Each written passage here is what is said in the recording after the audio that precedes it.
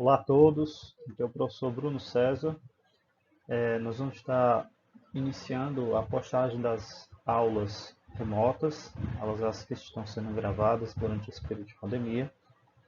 E para a disciplina aqui de análises químicas e físicas ambientais, nós vamos retomar o conteúdo desde o ponto onde paramos antes desse período, onde inicialmente a gente abordou, ainda nas aulas presenciais, os métodos eletrométricos e os métodos gravimétricos, onde foram comentados e realizadas aulas práticas de determinação de pH, determinação de condutividade, turbidez, bem como das frações de sólidos.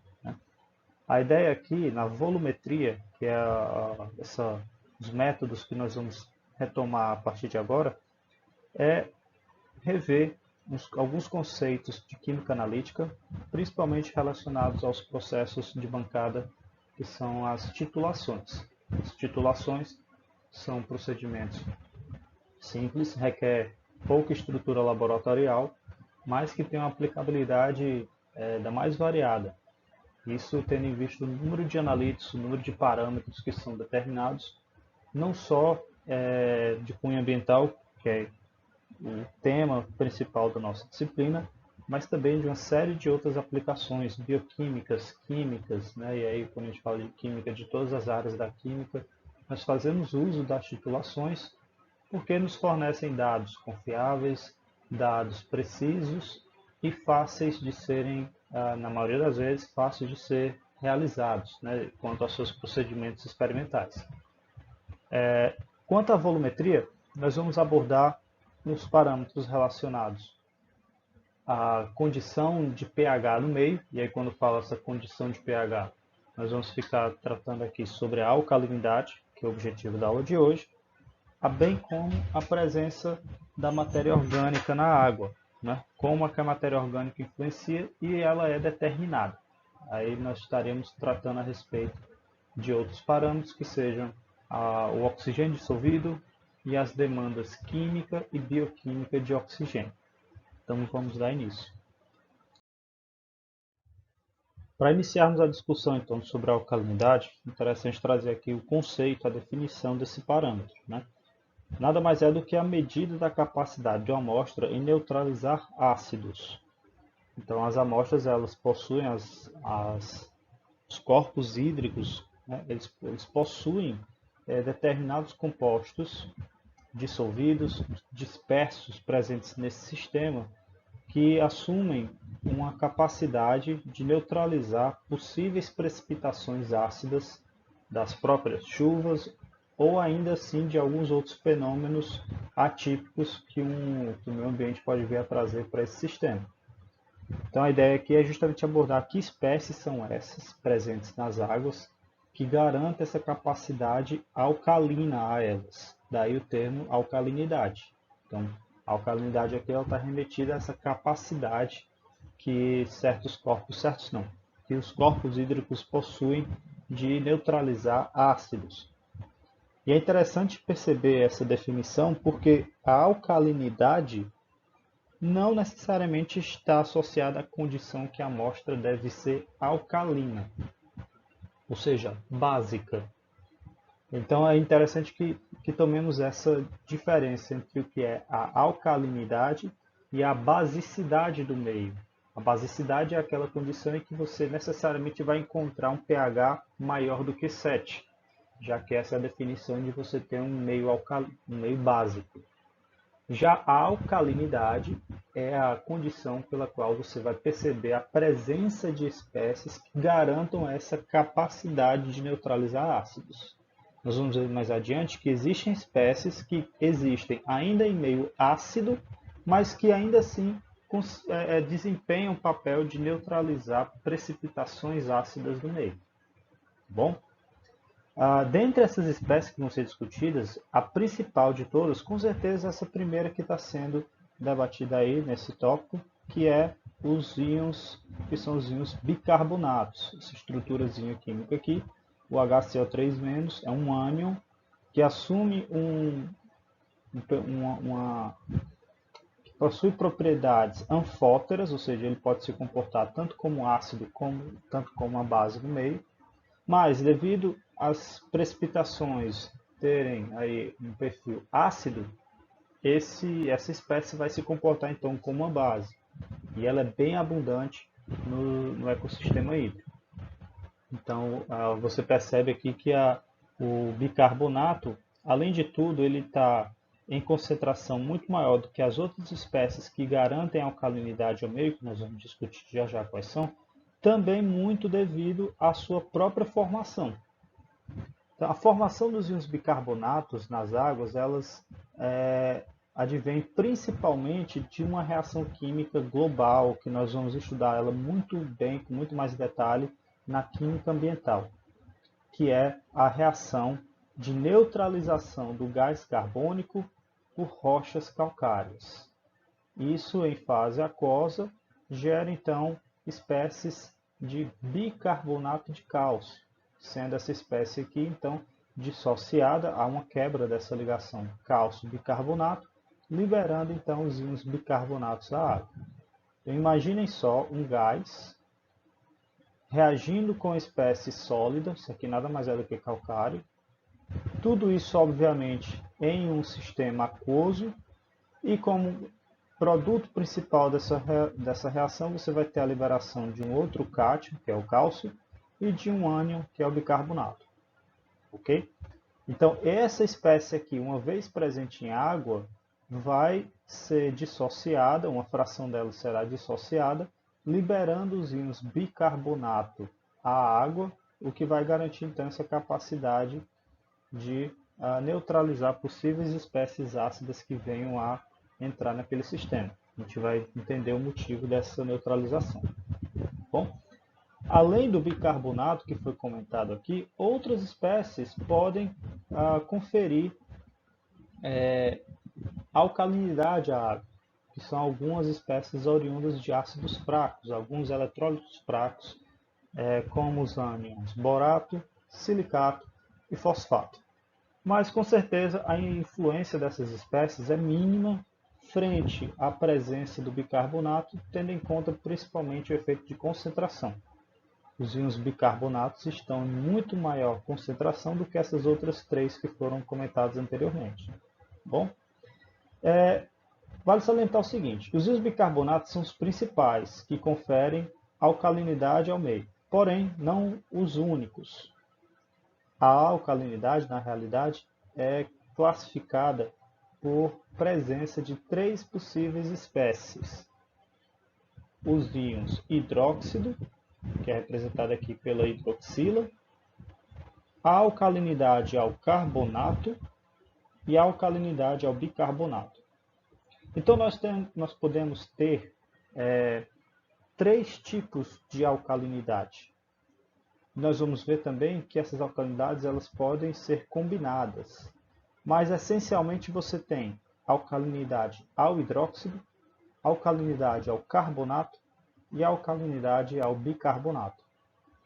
Relembrem aí a diferença entre os dois íons, possuem nomenclaturas muito semelhantes.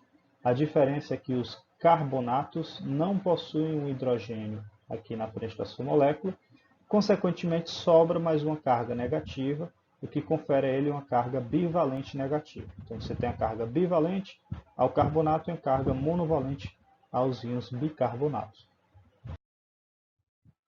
Bem, qual é então o interesse de se monitorar e obviamente de se analisar o termo alcalinidade em ambientes aquosos? A alcalinidade ela se torna bem evidente e importante quando se tem uma condição de eutrofização no meio. É óbvio que a alcalinidade não será o único parâmetro monitorado.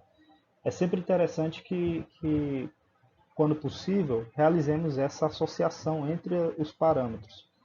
Nunca, e aí é bem enfático dizer que nunca, é interessante que você faça uma análise uma análise mais profunda, levando-se em consideração um único parâmetro. Os parâmetros eles estão associados entre si e um influencia no resultado do outro. Por exemplo, o termo alcalinidade que a gente vai debater aqui, ele está muito associado ao parâmetro pH.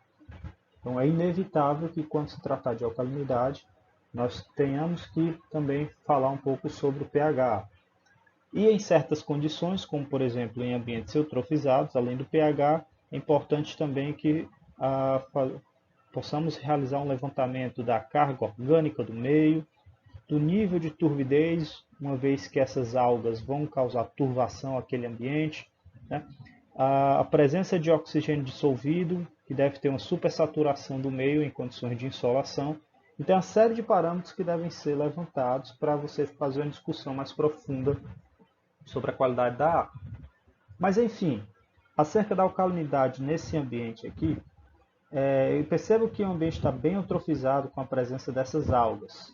Lembrando que a eutrofização nada mais é do que uma presença, uma liberação exagerada de nutrientes, principalmente à base de nitrogênio e fósforo, o que favorece a proliferação de seres autotróficos, no caso aqui as algas, o que vai então perceber essa condição de água em tonalidade esverdeada, justamente por conta dessas algas e uma alta concentração de clorofila, que é outro parâmetro que pode ser monitorado para acompanhar com mais detalhes esse fenômeno, né? Então, vejam, em ambiente de alta eutrofização, o que é que acontece? Você tem a presença de seres capazes de realizar fotossíntese, que são as algas, obviamente. E em intensa insolação, o saldo da fotossíntese em relação à respiração é grande. Ou seja, o processo fotossintético, que é esse aqui que está sendo apresentado, da conversão do gás carbônico em glicose, vai ser bem exagerado. Ou seja, vai haver muito mais consumo de CO2 do que a produção de CO2 decorrente da respiração celular, né? Então, nesse ambiente eutrofizado, a concentração de gás carbônico dissolvido na água vai ficar deficitária, justamente porque as algas vão remover com muito mais intensidade no processo fotossintético do que liberar no processo de respiração celular. Acontece que o CO2 é uma importante molécula de manutenção do pH do meio. Ele é um gás de natureza ácida, uma vez que a sua presença em água, o gás carbônico, confere a produção do ácido carbônico, que seria o H2CO3, e na realidade o H2CO3, uma vez ionizado, vai liberar os íons bicarbonatos e o íon H+ do meio, conferindo uma condição ácida àquele meio. Então, o CO2 é um gás ácido porque da sua presença em fase aquosa ele libera H+. E isso pode acontecer em duas etapas. Lembrando que o ácido carbônico é um ácido diprótico, ou seja, ele é H2CO3, possui dois hidrogênios ionizáveis, então ele pode liberar um primeiro H+ e um segundo H+. Acontece que, uma vez que esse CO2 esteja em concentração baixa, justamente porque ele foi intensamente removido no processo fotossintético, esse equilíbrio químico ele é deslocado.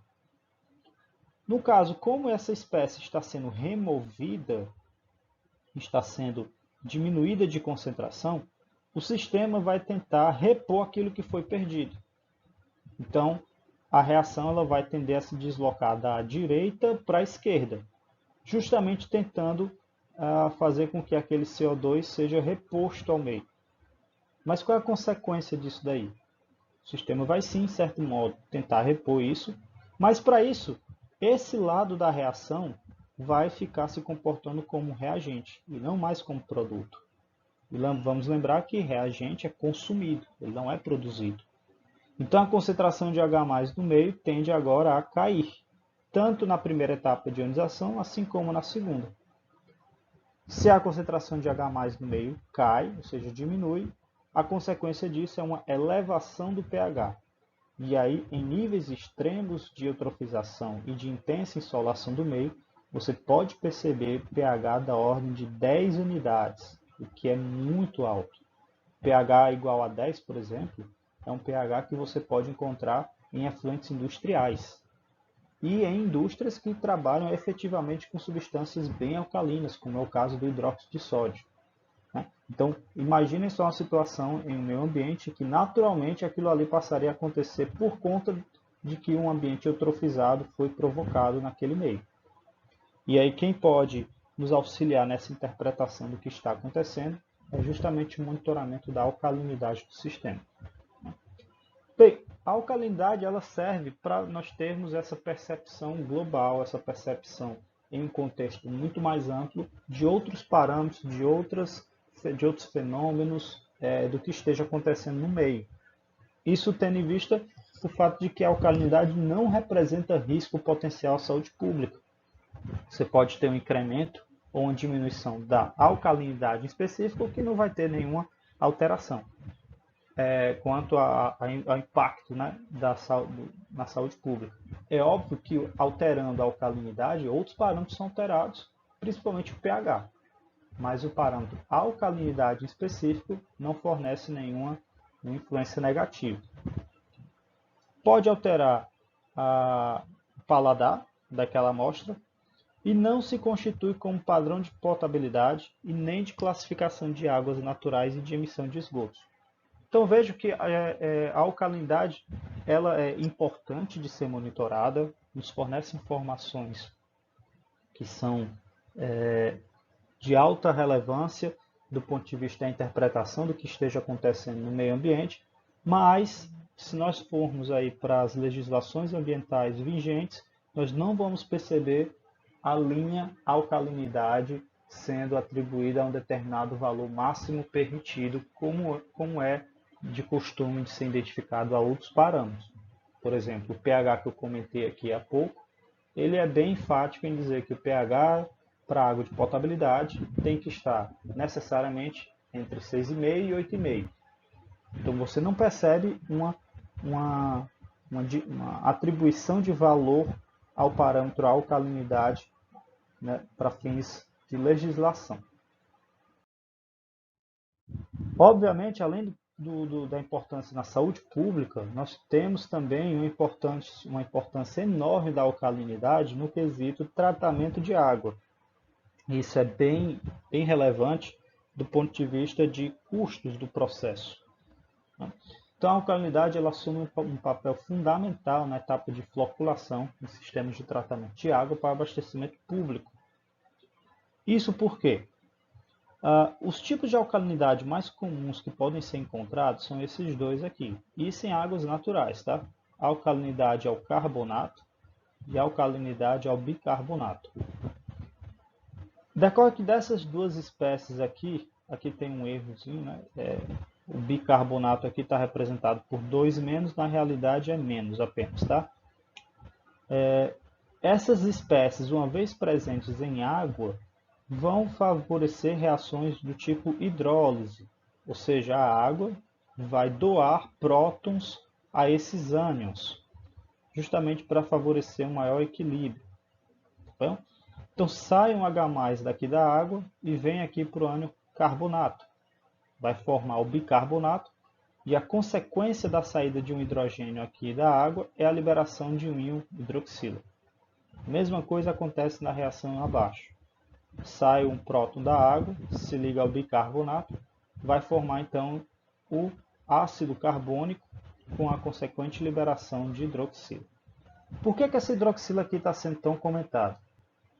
Os processos de floculação em estações de tratamento de água se dão a partir da adição de metais trivalentes, como é o caso aqui do alumínio ou do ferro férrico, ambos cargas 3+, e que a grande característica dessas espécies é que, uma vez precipitados na forma de seus hidróxidos, eles vão sedimentar na etapa de sedimentação dessas estações de tratamento de água, e a característica desses sedimentos é que eles são sedimentos pastosos. Eles não são sedimentos que nós chamamos cristalinos. São sedimentos coloidais que tendem a formar uma malha gelatinosa e, como são de alta densidade, vão carrear para o fundo do reservatório tudo aquilo que esteja causando turvação ao meio. Né? É o que está acontecendo aqui nessa figurinha do meio. Ó. Você tem aqui as impurezas que estão particuladas e suspensas na água, e aí é feita a adição de um coagulante. Coagulante aqui no caso serão sais ou de alumínio ou de ferro. Na grande maioria das vezes nós nos deparamos com sais de alumínio para fazer essa precipitação. Esses coágulos, eles então são favorecidos por condições específicas de agitação e pH do meio, e aí é aguardado um tempo para que esses coágulos floculem, esses coágulos também se aglomerem e sedimentem ao fundo do reservatório. Notem que a água estava inicialmente turva, por conta da presença de dispersos particulados nessa água, e ao final do processo ela está clarificada, porque essa turvação foi levada ao fundo em decorrência da adição de alumínio ou ferro. Mas como é que esse alumínio ou ferro precipitam? Justamente pela presença de íons hidroxila no meio, né? E da onde que vem esses íons hidroxila? Ora, esses íons hidroxila, eles vêm preferencialmente da própria alcalinidade já existente naquela água. Então, na maioria das vezes, a água ela não precisa ser dosada quanto a um ajuste de pH, quanto a um alcalinizante, para que você favoreça ainda mais o processo de coagulação química. Acontece que as estações de tratamento de água, elas ficariam à mercê da alcalinidade dessa mesma água e em condições naturais você pode perceber algum tipo de oscilação. Então, para garantir que todo metal adicionado seja precipitado, ainda assim faz uma certa dosagem de alcalinizante.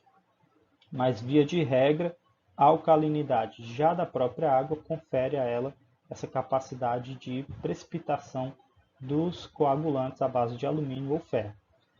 Essa outra figura apresenta esse mesmo processo do ponto de vista experimental, né?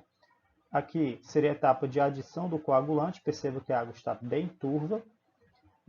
É aguardado então um certo momento decorrente da sua agitação e para que também seja aguardada a aglomeração dos coágulos formados. E por fim, esses coágulos, como são de alta densidade, vão se acumulando ao fundo, tornando aquela água clarificada.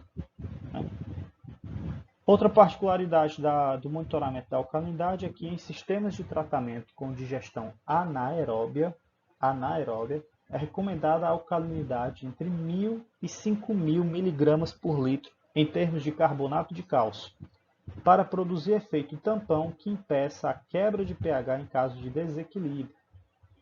Em processos de digestão anaeróbia, pessoal, você vai ter uma alta produção de substâncias ácidas, né? Ácidos orgânicos, principalmente, além do H2S, do ácido sulfídrico. Então, muitos dos produtos gerados em uma digestão anaeróbia têm um perfil ácido. Obviamente, se você não tiver uma espécie que vai conferir um efeito tampão, ou seja, um efeito de manutenção do pH, a acidez daquele sistema vai cair a chegar a um determinado ponto em que a atividade microbiana vai ficar ineficiente. A gente sabe que os micro-organismos atuam com mais eficiência em determinadas faixas de pH e temperatura.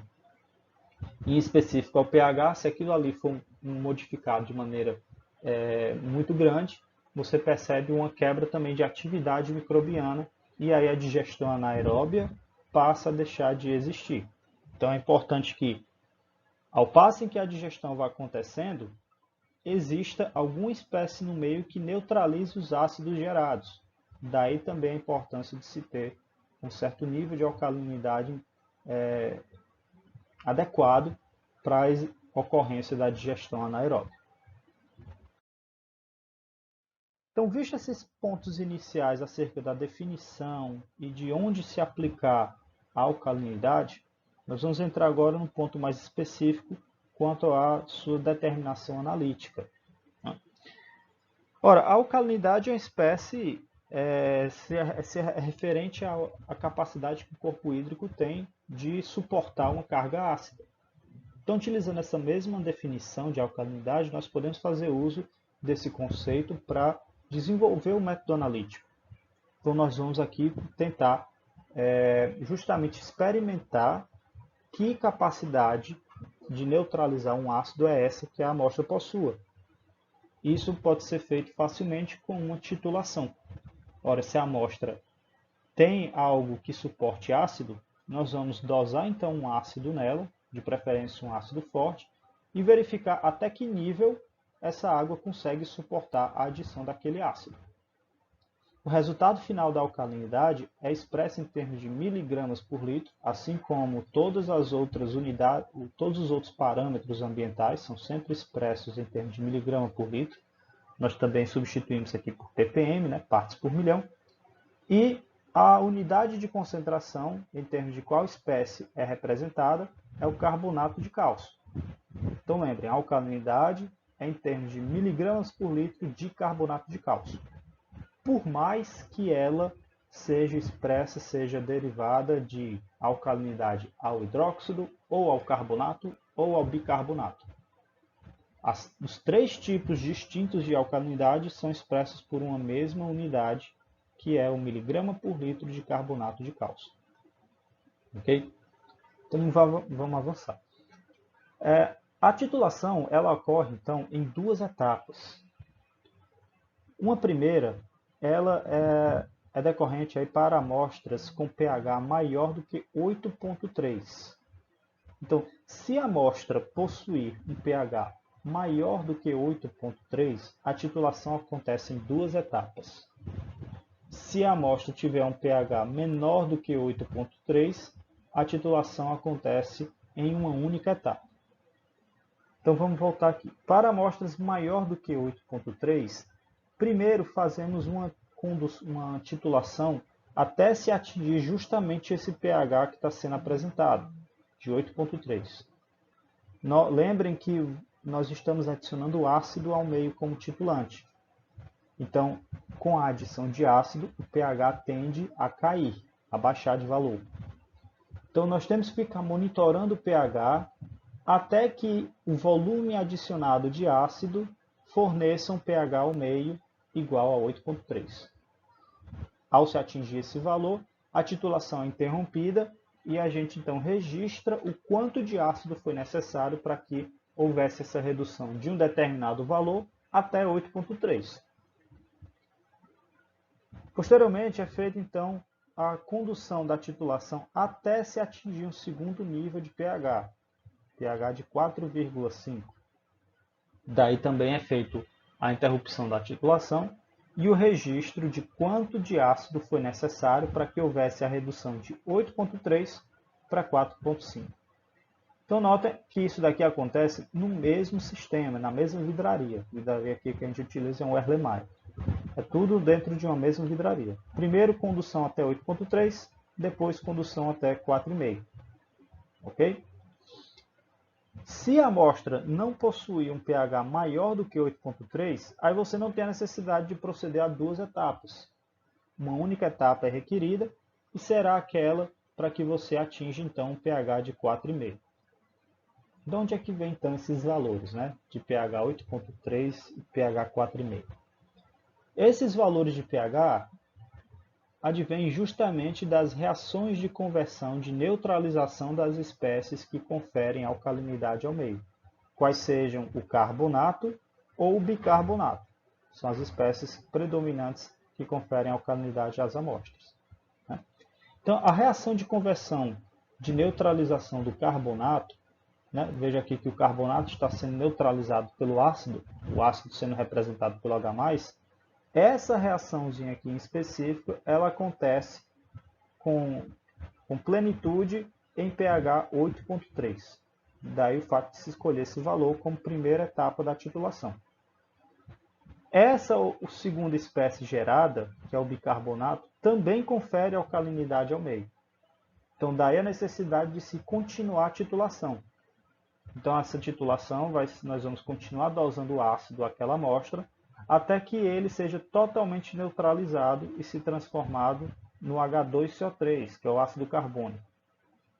Essa reação ela também acontece em um valor de pH específico, que é justamente o pH 4,5. Então daí o fato da escolha desses dois valores, desses dois patamares de pH.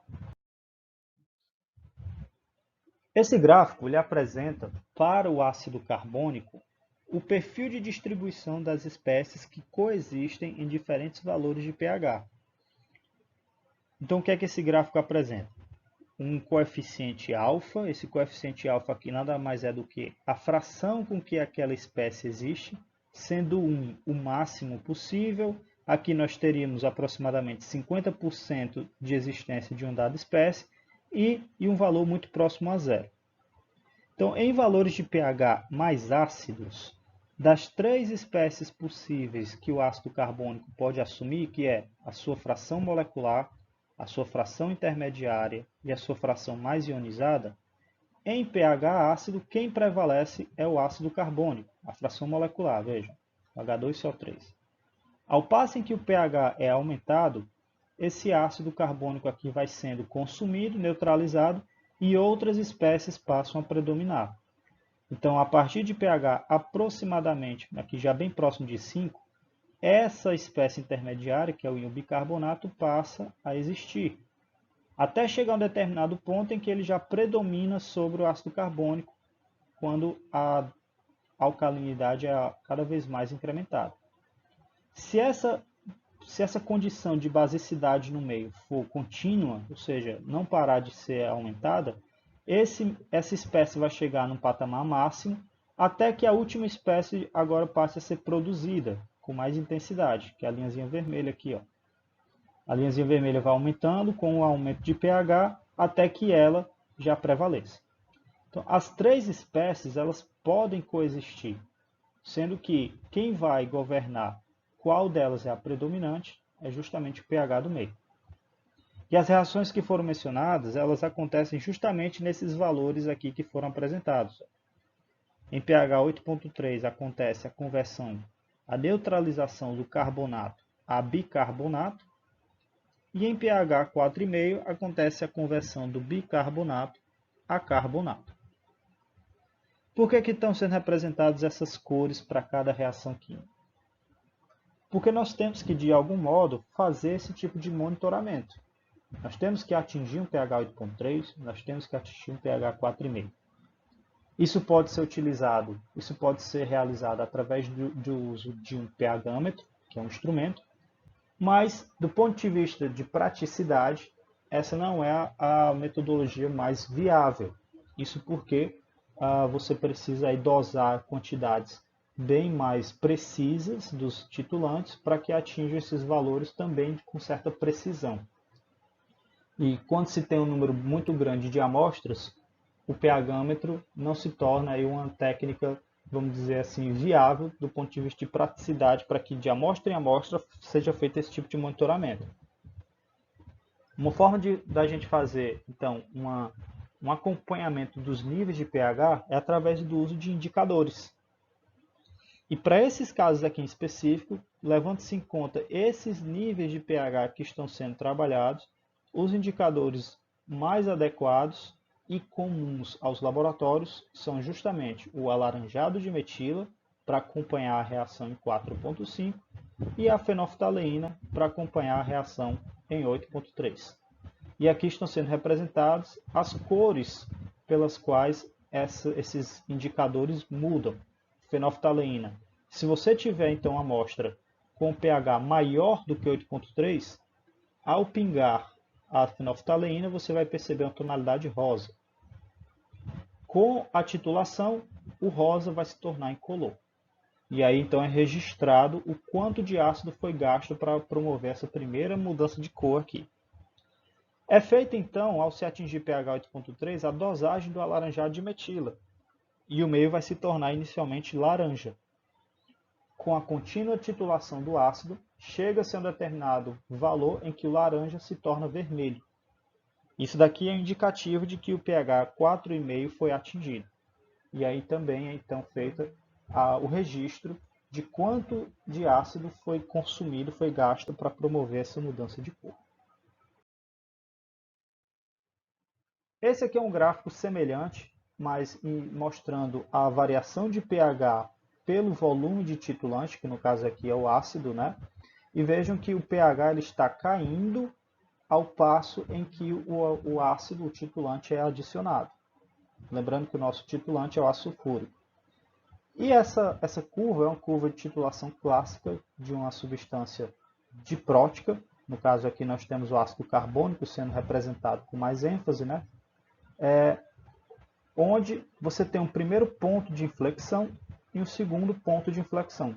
São justamente os valores de pH 8,3 e 4,5. E em cada nível de pH é utilizado adequadamente os indicadores fenolftaleína ou alaranjado de metila, sendo percebidas justamente essas mudanças de cores que estão sendo apresentadas. Fenolftaleína sendo alterado de rosa para branco, para incolor, melhor dizendo, e o alaranjado de metila de laranja para vermelho.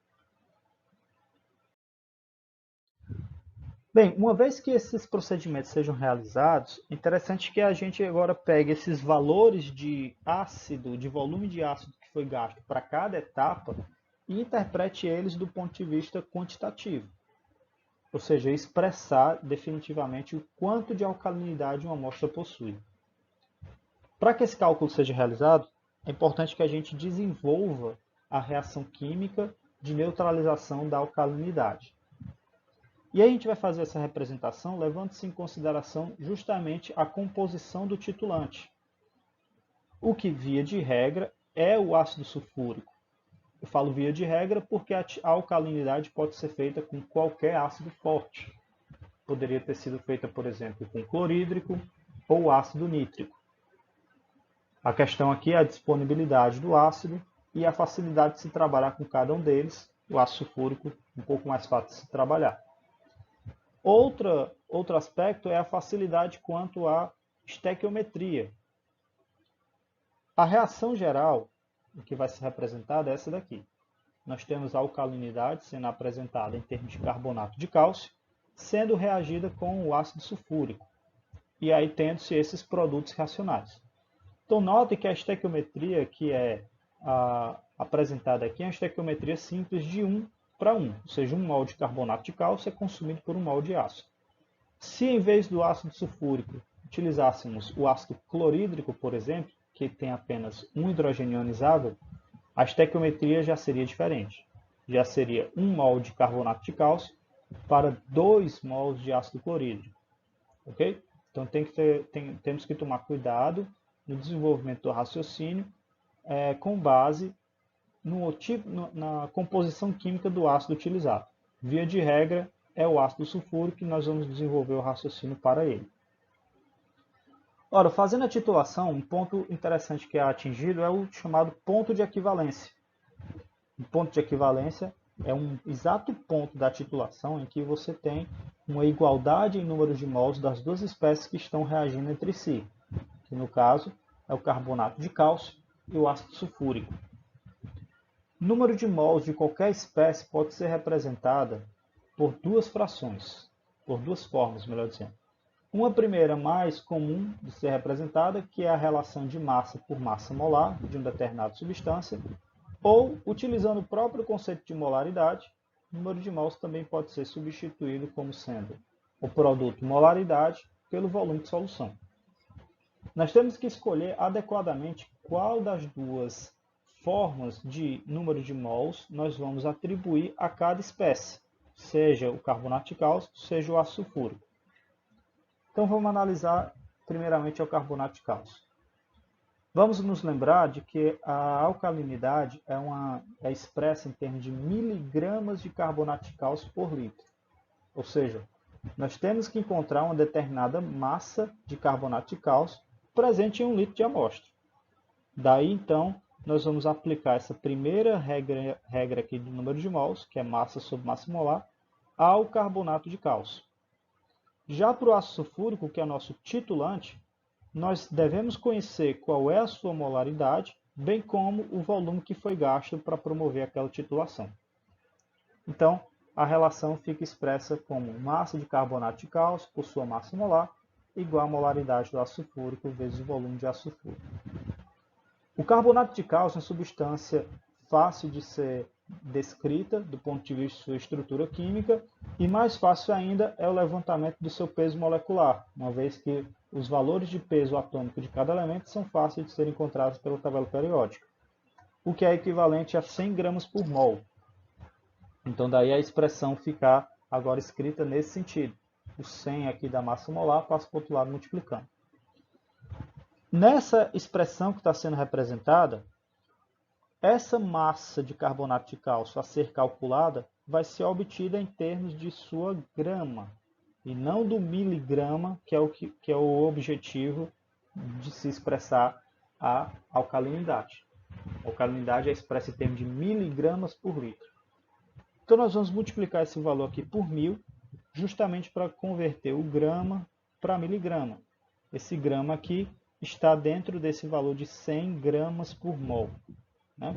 Então, quando a gente multiplica isso aqui por 1000, a expressão fica descrita nesse sentido. E para termos não o cálculo da sua massa, mas a concentração, nós fazemos agora uma relação desse valor com o volume de amostra analisado, ficando a alcalinidade descrita nessa expressão. A alcalinidade, qualquer tipo de alcalinidade, descrita como 1 miligrama de carbonato de cálcio por litro, é calculada pela molaridade do ácido sulfúrico vezes o volume de ácido sulfúrico gasto para chegar a determinado valor de pH, vezes um valor de conversão, 100.000, dividido pelo volume de amostra, uma vez que você não vai analisar 1 litro de amostra. Você vai titular, em geral, 100 ml de amostra, e aí você utiliza essa expressão para converter o resultado analisado em 100 ml para 1 litro. Um ponto importantíssimo na análise de alcalinidade é a identificação do tipo de alcalinidade que essa amostra venha a possuir. E aí eu elenquei aqui 6 hipóteses possíveis.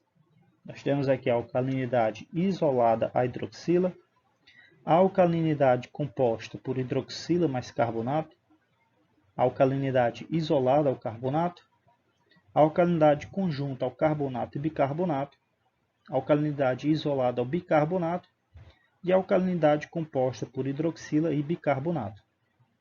Dentre as 6 possibilidades, nós temos que entender como fazer a identificação de cada uma delas. Então vamos para as situações possíveis, né?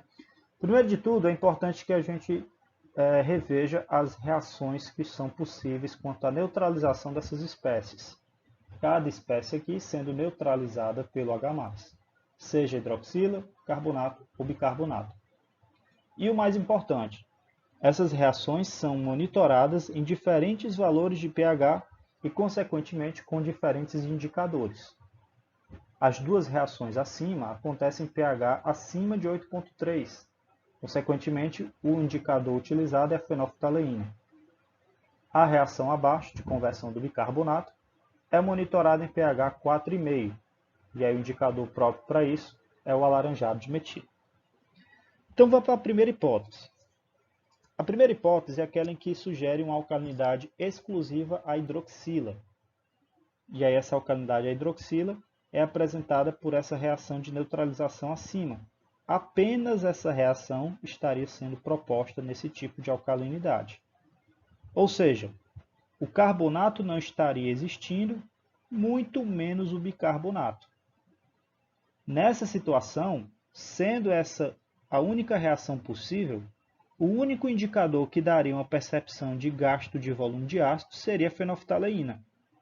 Ou seja, ao dosar o alaranjado de metila nessa situação, imediatamente com uma única gota de ácido sulfúrico, ele iria alterar do laranja para o vermelho. A gente poderia então atribuir que o volume de ácido sulfúrico seria aproximadamente zero, que é o que estaria sendo relatado aqui nessa hipótese. Ó. O volume de ácido, utilizando o alaranjado de metila como indicador, seria igual a zero. Então, quando se deparar com essa situação de cálculo de alcalinidade e com a dosagem do alaranjado de metila, você não identificar nenhum volume gasto de ácido sulfúrico, você pode afirmar que o tipo de alcalinidade daquela água é a hidroxila. Numa segunda hipótese, está sendo proposta aqui a alcalinidade à hidroxila e ao carbonato. E aqui o conjunto reacional possível é o mais amplo de todos, porque tanto você vai ter a hidroxila estando presente na amostra, bem como o carbonato. Sendo o carbonato uma espécie bivalente, ele vai se neutralizar em duas etapas. Uma primeira de geração do bicarbonato, e esse bicarbonato, lembremos que ele também confere alcalinidade ao meio. Então ele vem ser neutralizado em uma segunda etapa. Então os dois indicadores têm que ser utilizados nessa situação. O importante notar aqui é a grandeza do uso desses indicadores. Uma vez que você tem um conjunto reacional mais provável de acontecer com o uso da fenolftaleína do que com a laranjada de metila. Ou seja, é de se esperar que o volume gasto utilizando a fenolftaleína como indicador seja superior ao volume gasto utilizando a laranjada de metila como indicador. Nessa situação aqui de superioridade de volumes, então nós temos a alcalinidade ao conjunto hidroxila e carbonato. A nossa terceira hipótese está proposta aqui a alcalinidade exclusiva ao íon carbonato no meio. O conjunto reacional para esse tipo de alcalinidade fica então apresentado por essas duas últimas reações. O carbonato sendo neutralizado então em duas etapas. Mas novamente a gente tem aqui o uso dos dois indicadores. Nesse tipo de alcalinidade é importante mencionar uma observação. Para soluções contendo apenas carbonato, é gasto o mesmo volume de ácido para neutralizar as duas etapas. Ou seja, se a amostra tiver alcalinidade apenas ao carbonato, você vai ter um dado volume de ácido para neutralizar a primeira etapa, e esse bicarbonato aqui é neutralizado em uma segunda etapa, consumindo exatamente o mesmo volume de ácido da primeira. Então, em titulações em que você perceba um volume de ácido gasto sendo monitorado pela fenolftaleína igual ao volume de ácido gasto utilizando o alaranjado de metila como indicador, você pode afirmar que a alcalinidade nessa amostra é exclusiva ao carbonato. A nossa quarta hipótese, nós temos uma alcalinidade bem comum de existir, que é a alcalinidade ao carbonato mais bicarbonato. Novamente, o conjunto reacional que é proposto de ocorrer são as duas últimas reações. Mas qual é a diferença em relação à alcalinidade anterior? É que esse bicarbonato que está sendo titulado e monitorado pela laranjada de metila não veio por completo da primeira titulação. Ele veio, em parte, da primeira etapa de neutralização do carbonato, mas também de um bicarbonato já existente na amostra. Então, o que é de se esperar? É de se esperar, nessa situação, que o volume de ácido gasto utilizando a laranjada de metila como indicador seja maior do que o volume de ácido utilizando a fenolftaleína como indicador. Então, nessa situação, nós temos, quando se deparar com essa condição de inferioridade de fenolftaleína ao alaranjado de metila, pode-se afirmar que o tipo de alcalinidade existente é esse, carbonato mais bicarbonato.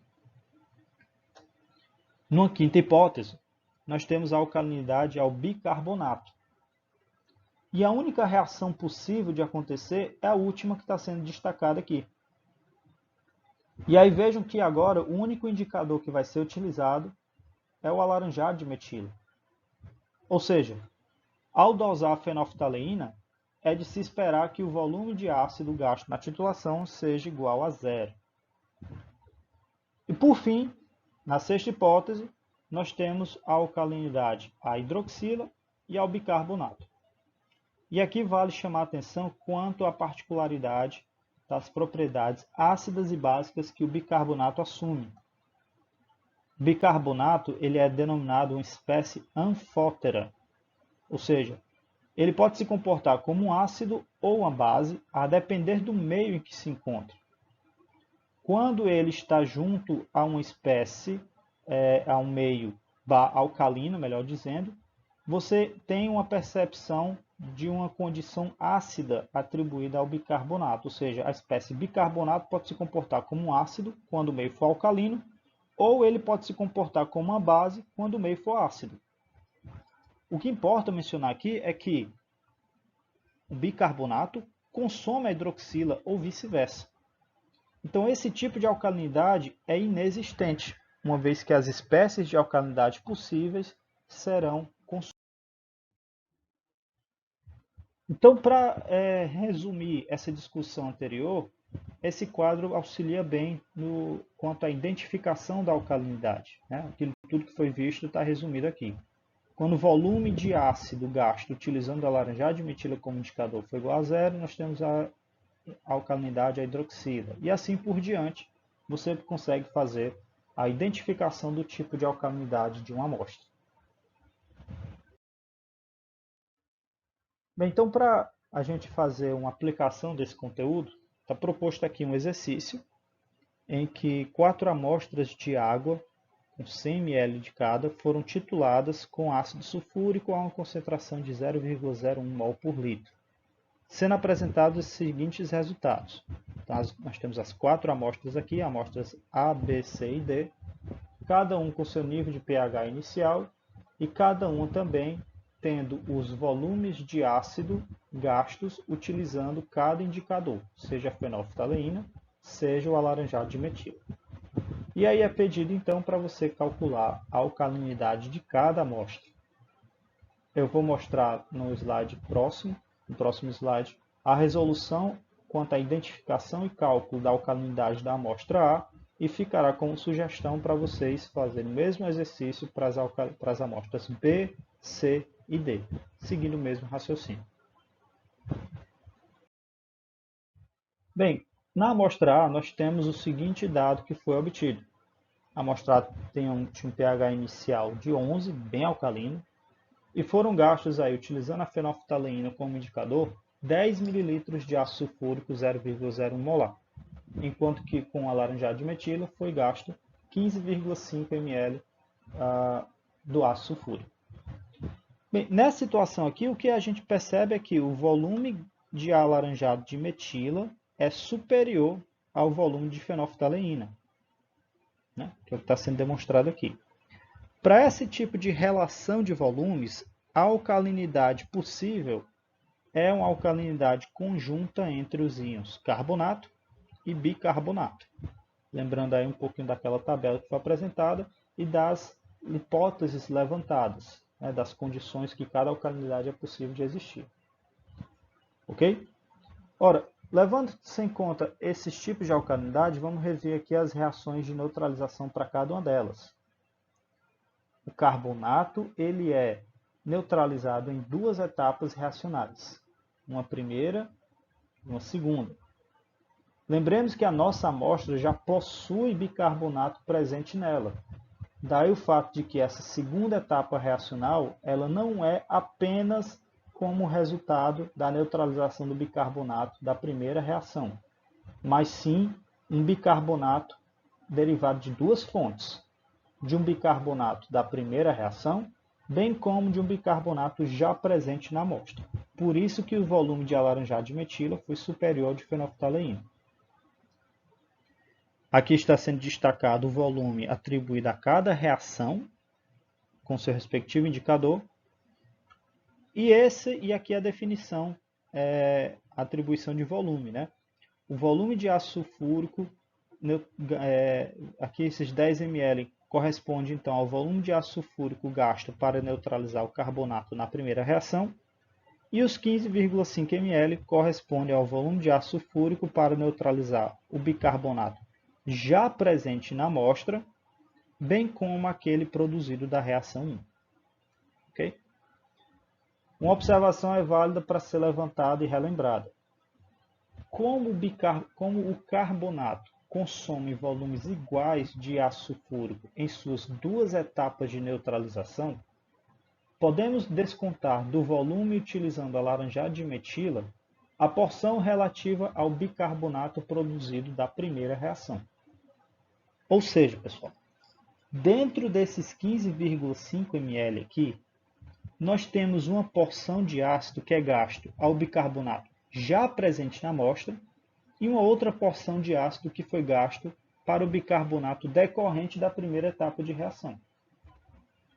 Considerando essa observação que foi comentada, e imaginando uma alcalinidade ao carbonato, que é essa espécie aqui, lembremos que as duas etapas de neutralização do carbonato consomem volumes exatamente idênticos.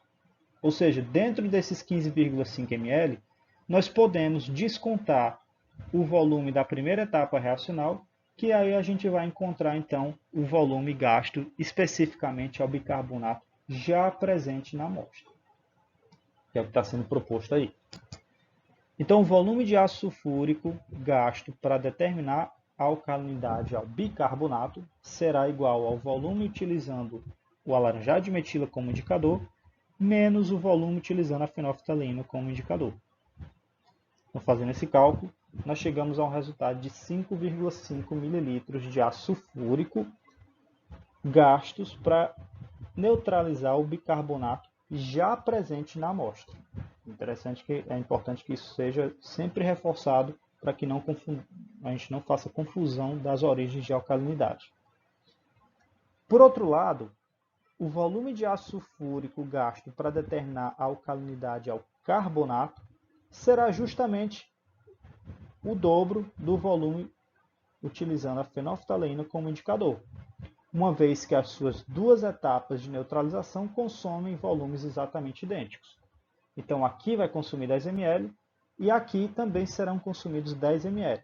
Lembrando que esses 15 ml aqui está maior do que os 10, justamente porque é o bicarbonato presente na amostra mais aquele decorrente da primeira etapa reacional.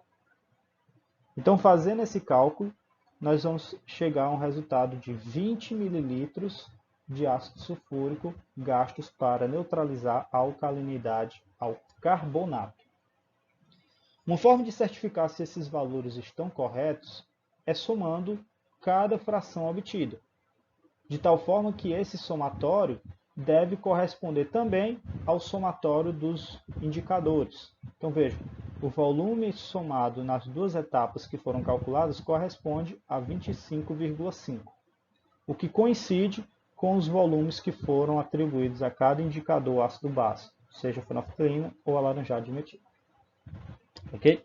Então essa etapa aqui é a etapa crítica, porque ela que requer uma maior atenção para distinguir o quanto de ácido é gasto para cada tipo de alcalinidade. A partir de agora, basta pegarmos os valores de cada volume específico a cada alcalinidade e jogarmos nas expressões que definem as alcalinidades. Então vejam, a alcalinidade ao bicarbonato e ao carbonato são calculados exatamente do mesmo modo, sobre as mesmas expressões.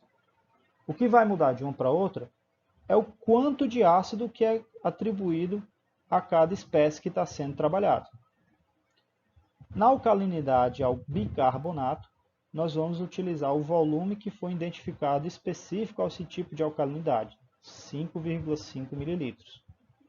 E aplicando na expressão, levando-se em conta que foi utilizado um ácido sulfúrico 0,01 molar e foram titulados 100 ml de amostra, nós chegamos a uma alcalinidade ao bicarbonato de 50,5 mg por litro de carbonato de cálcio. Já a alcalinidade ao carbonato, o volume atribuído a esse tipo de alcalinidade foi de 20 ml. Então, também jogando aqui na expressão, o resultado é que nós temos a alcalinidade ao carbonato equivalente a 200 mg por litro em termos também de carbonato de cálcio por litro. Reforço que, independente do tipo de alcalinidade, seja bicarbonato, seja carbonato, a unidade de concentração é exatamente a mesma. Se fosse pedido ainda a alcalinidade total dessa amostra, bastaria fazer um somatório desses dois valores que foram encontrados. Ok? Então fica como sugestão a resolução quanto à identificação e quantificação do tipo de alcalinidade das outras 3 amostras que estão no enunciado da questão, para que a gente, então, fique como proposição para que vocês façam a resolução e a gente, então, debate isso aí no nosso próximo encontro síncrono. Ok? Então, até lá.